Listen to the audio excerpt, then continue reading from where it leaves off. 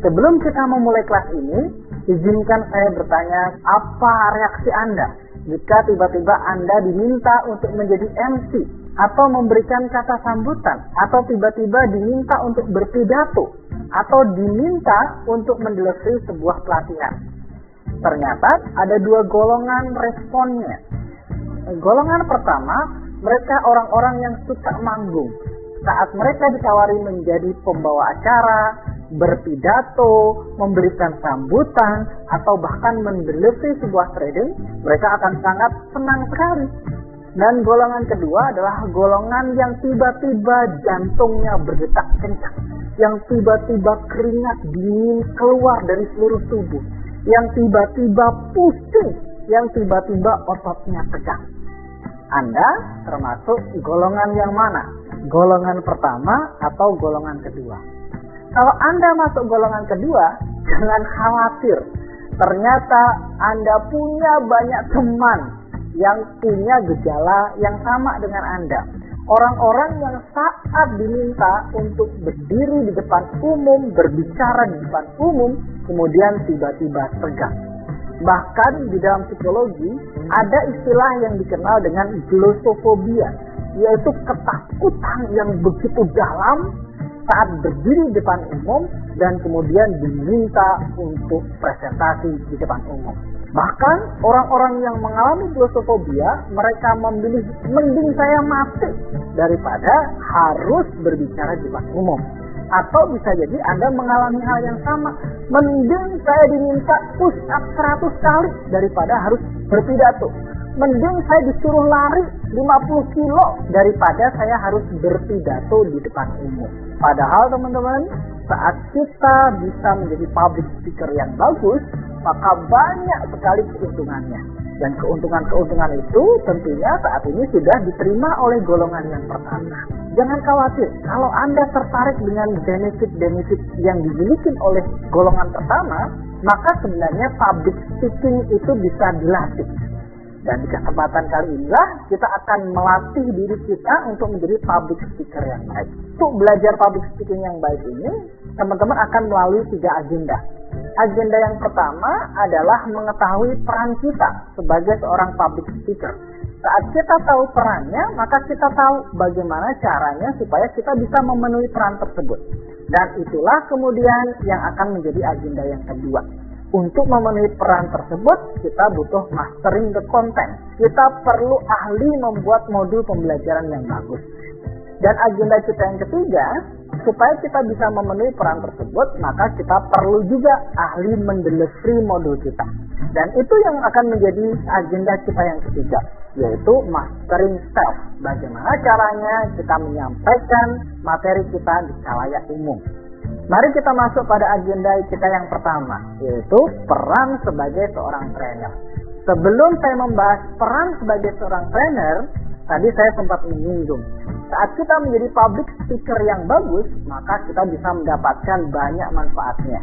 Apa saja benefit-benefit yang diterima oleh golongan pertama? Golongan yang pandai atau senang tampil. Benefit yang pertama adalah mereka sangat lancar mempresentasikan ide-idenya. Mereka punya konsep, mereka punya pengetahuan, dan mereka punya ide-idenya. Maka yang terjadi berikutnya, orang-orang yang mampu mempresentasikan ide-idenya ini, mereka akan dilihat sebagai orang-orang yang capable. Bisa jadi Anda selama ini dianggap sebagai orang yang tidak capable. Gara-garanya cuma satu, karena Anda tidak bisa mempresentasikan atau menyampaikan ide Anda. Benar sekali. Saat Anda dianggap sebagai orang yang tidak capable, maka tentu saja karir Anda bakal stuck. Sehingga dengan menjadi presenter yang bagus, maka Anda punya kesempatan untuk mendapatkan promosi jabatan yang lebih besar dibandingkan orang-orang yang tidak bisa mempresentasikan idenya dengan baik. Manfaat kedua, saat Anda bisa mempresentasikan ide Anda, saat Anda bisa mempresentasikan pengetahuan Anda, maka Anda punya kecenderungan dikenal oleh banyak orang. Dan saat Anda dikenal oleh banyak orang, maka tunggulah keajaiban akan terjadi. Itulah kenapa di dalam agama Islam silaturahmi itu menjadi salah satu kunci pembuka datangnya rezeki. Karena dengan silaturahmi kita dikenal dengan banyak orang, dan bisa jadi karena kita pandai menyampaikan ide-ide kita pandai menyampaikan gagasan-gagasan kita, orang melihat kita capable.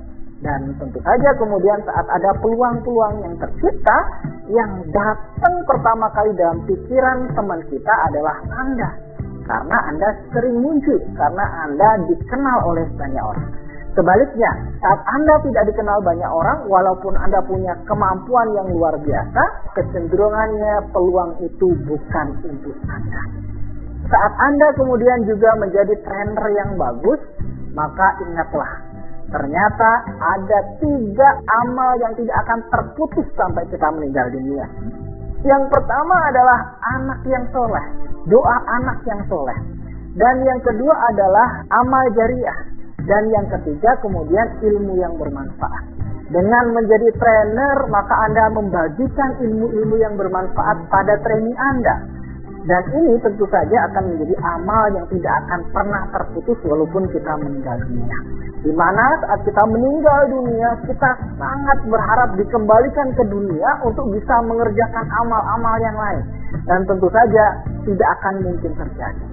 Karena teman-teman menjadi trainer, maka teman-teman akan terus mendapatkan amalan ilmu yang bermanfaat saat training Anda mengaplikasikan apa yang Anda ajarkan. Lihat, benefitnya luar biasa.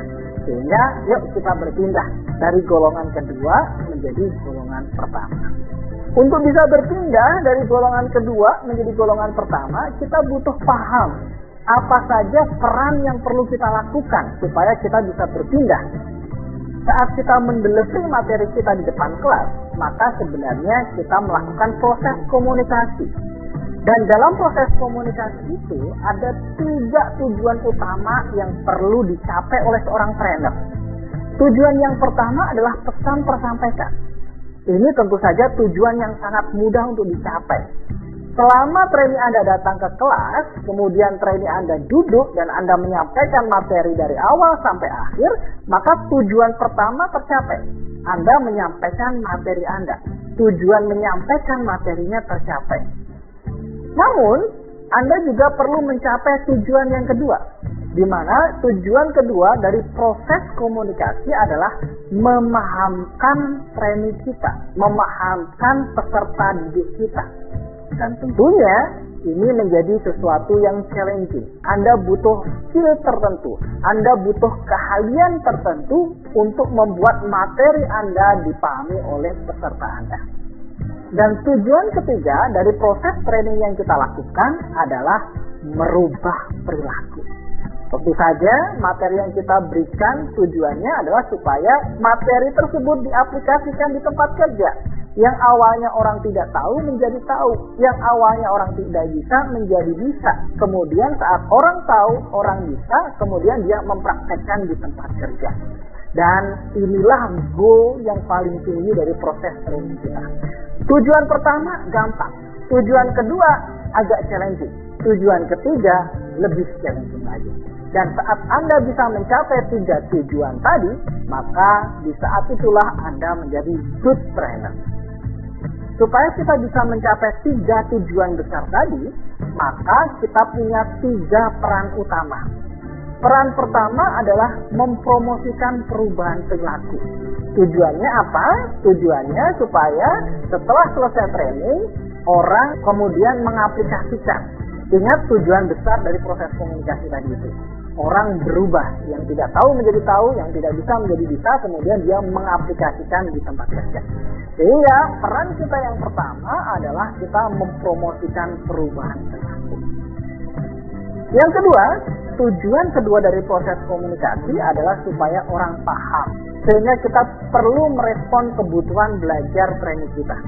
Trainee kita atau peserta didik kita pengen belajar apa? Kita perlu mengidentifikasi di awal. Jangan-jangan kita ngasih begitu banyak materi, tapi sebenarnya materi itu tidak dibutuhkan oleh peserta didik kita. Sehingga di awal proses pembelajaran, kita perlu mengidentifikasi Anda butuh belajar apa, dan materi pembelajaran yang saya sampaikan sudah tepat atau belum. Kemudian ternyata orang belajar lebih maksimal saat berada dalam kondisi yang nyaman dan senang. Bandingkan saat Anda belajar dengan tekanan dibandingkan dengan saat Anda belajar dengan senang. Maka yang terjadi, Anda belajar lebih banyak. Contohnya apa? Masih ingat waktu teman-teman di SMA, kemudian guru Anda meminta Anda menghafalkan bahasa-bahasa Latin dari nama-nama tumbuhan, dari nama-nama hewan. Dan apa yang terjadi?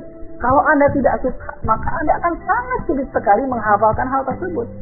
Sebaliknya, walaupun kalimatnya lebih panjang, paragrafnya jauh lebih banyak, karena Anda suka, maka Anda mudah untuk menghafalkan. Contohnya, karena Anda suka bernyanyi, maka kemudian Anda menghafalkan lirik-lirik lagunya tanpa disuruh dan bahkan lebih cepat menghafalkannya. Dan disitulah saat kita bisa menciptakan situasi yang nyaman dan menyenangkan untuk belajar, maka peserta didik kita akan cenderung punya pemahaman yang lebih tinggi dibandingkan saat kita kemudian membuat ruang kelas kita menjadi ruang kelas yang menegangkan, mengancam. Pertanyaan berikutnya, bagaimana dong caranya kemudian supaya saya bisa menjadi trainer yang bagus dengan menjalankan 3 peran tadi itu? Maka Anda akan menemukan jawabannya di agenda kita yang kedua, yaitu mastering the content dan mastering self. Apa itu mastering the content? Mastering the content adalah cara kita meramu program pembelajaran dari A sampai Z. Sehingga program pelatihan yang kita lakukan itu bisa merespon kebutuhan belajar training kita. Kemudian di programnya juga menciptakan suasana belajar yang aman dan nyaman. Programnya juga bisa mempromosikan perubahan perilaku. Dan berikutnya, supaya kita bisa memerankan 3 peran tersebut, itu berada dalam keahlian bagaimana kita mendelivery materi kita. Dan disitulah nanti kita akan belajar mastering self, bagaimana caranya kita mempresentasikan program pembelajaran yang sudah kita rencanakan. Kita akan masuk pada agenda yang kedua, yaitu mastering the content. Bagaimana perasaan Anda saat Anda berada dalam kelas, kemudian Anda dapat materi pembelajaran, dan Anda ngerasa, kok ini materinya nggak rumput ya, kok loncat-loncat ya. Tentu saja Anda kemudian menjadi bingung. Dan disinilah seorang trainer perlu mempersiapkan materi dengan baik sebelum presentasi. Dan agenda kedua, kita akan berbicara tentang mastering the content. Bagaimana menyiapkan materi pembelajaran yang bisa merespon kebutuhan belajar trainee kita, yang bisa menciptakan suasana nyaman dan aman, dan yang bisa mempromosikan perubahan perilaku. Saat Anda mendesain sebuah learning program, maka selalu ingat kata kuncinya, di mana kata kuncinya adalah TAMU. T-A-M-U. T-nya merupakan singkatan dari tujuan pembelajaran. A-nya adalah arahan metodologi pembelajaran, M-nya adalah manfaat pembelajaran, dan U-nya adalah urutan yang logis. Silahkan pelajari video berikut ini untuk membuat sebuah learning program dengan mengaplikasikan TAMU.